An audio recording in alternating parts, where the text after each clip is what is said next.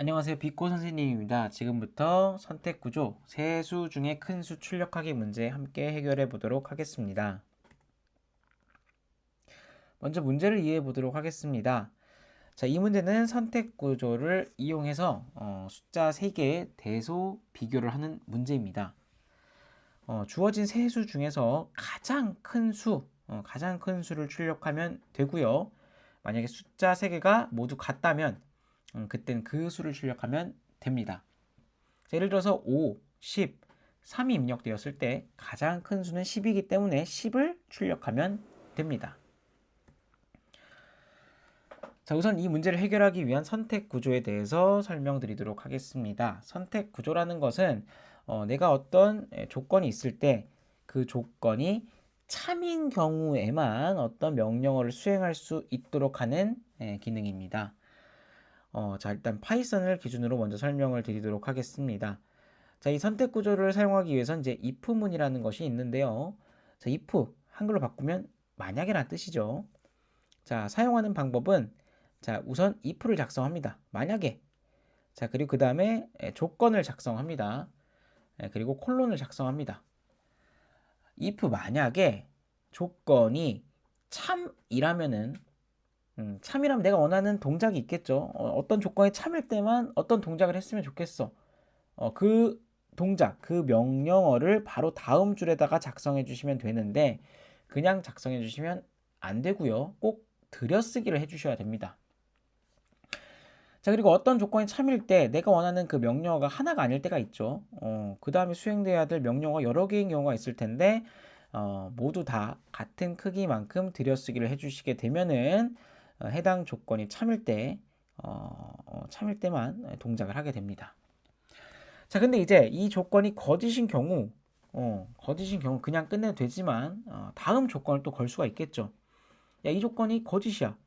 야, 그러면은 다음 조건은 이게 있는데 혹시 이게 참이니? 이렇게 물어볼 수도 있겠죠. 그때는 elif를 쓰시면 됩니다. elif 조건 콜론 if가 거짓이야. 야, 이게 거짓이고 그러면 혹시 다음 조건이 이건데 이게 참이니? 참이면 내가 원하는 명령어 이것들을 수행해 줘. 네, 마찬가지로 들여쓰기 해주신 다음에 명령어를 작성해 주시면 되고요. elif는 하나만 쓸 수 있는 게 아니라 계속 쓸 수 있습니다. if 조건이 거짓이야. 야, 그럼 다음 조건 이거야. elif 조건 거짓이야. 야, 그럼 혹시 다음 조건은 계속 elif를 붙일 수가 있어요. 계속 붙이다 보면은 계속 거짓이다 보면은 이제 마지막에 그러면은 마지막 elif까지 거짓인데 그 외의 모든 조건들에 대해서는 이런 이제 동작을 했으면 좋겠어. 이렇게 설계를 할 수 있겠죠. 그렇다면 그 외의 모든 조건들 마지막 elif까지 모두 거짓이었고 그렇다면 그 외의 모든 조건들에 대해서 이거는 else라고 작성해 주시면 됩니다. 그 외의 모든 조건이기 때문에 따로 조건을 명시할 필요는 없고요. 그냥 else라고 쓰시고 콜론 쓰신 다음에 내가 원하는 명령어 동작을 꼭 들여쓰기를 해주신 다음에 작성해 주시면 됩니다.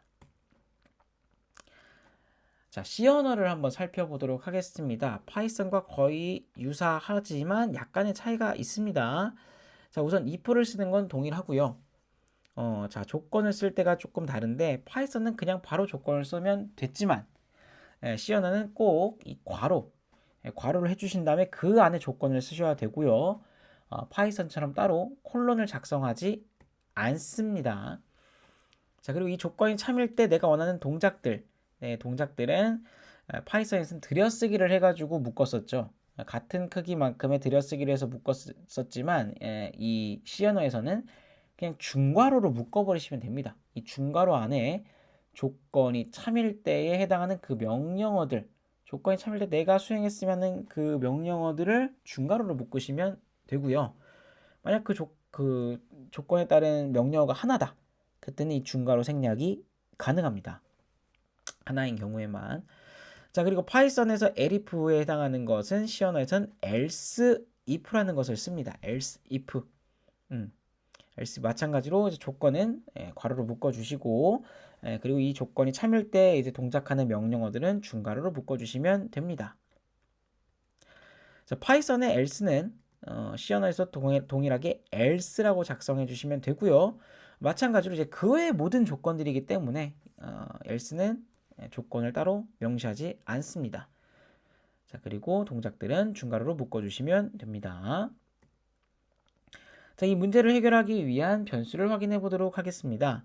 변수는 3개가 필요하겠죠. 세수의 대소 비교이니 세수를 저장할 수 있는 변수들이 필요할 텐데 각각 A, B, C에다가 저장하도록 하겠습니다.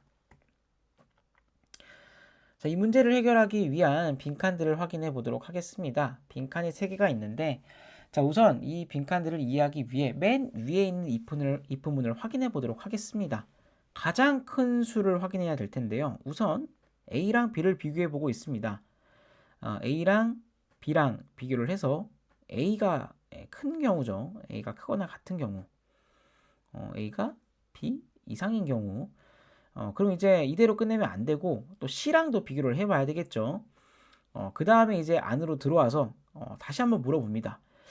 야, 너가 A가 이제 B 이상인데 혹시 C랑은 비교하면 어떨까?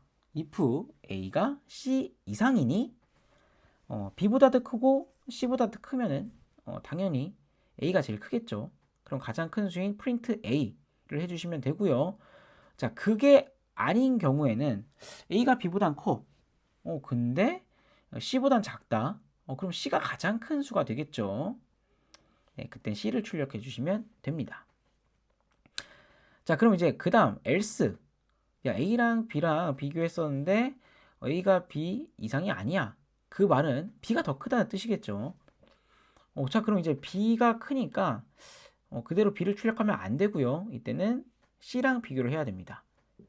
B가 C보다 크니 이 조건이 else 바로 아래에 있는 이 if문의 조건으로 들어가야 되고요.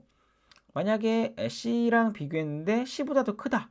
그럼 B가 가장 클 테니 프린트에는 B가 들어가고 그게 아닌 경우에는 else가 되겠죠.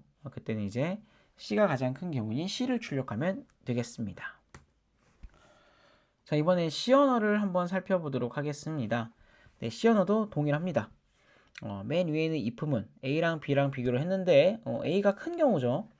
자, 그럼 이제 아래쪽에 가운데쯤에 있는 else로 넘어갑니다. A랑 B랑 비교를 해서 A가 큰 경우가 아닌 경우니까 B가 큰 경우겠죠. 자, 그럼 이대로 끝내면 안 되고요. B랑 이제 C랑 비교를 해야 되겠죠. 자, 그래서 B랑 C랑 비교를 해서 만약에 B가 C보다 크거나 같을 때 그때 이제 B가 가장 큰 경우니까 B를 출력하면 되겠고요. 그게 아니라면 C가 가장 큰 경우이니 C를 출력하면 되겠습니다.